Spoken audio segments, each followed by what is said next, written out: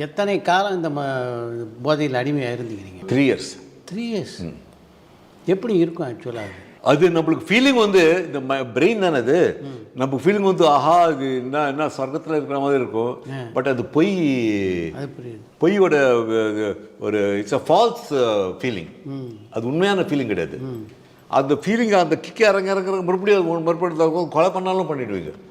அந்த டிரைவு அதில் இருக்கும். பட் அது எடுக்க நம்மளுக்கு இது வீக்கிடும் அப்புறம் எல்லாம் வீக்கிடும், மைண்டு வீக்கிடும்.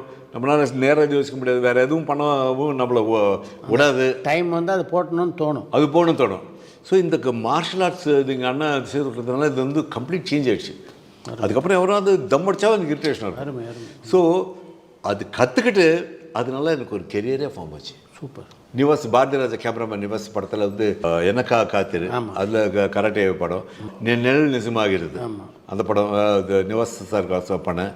அதுக்கப்புறம் வந்து மெதுவாக அப்படியே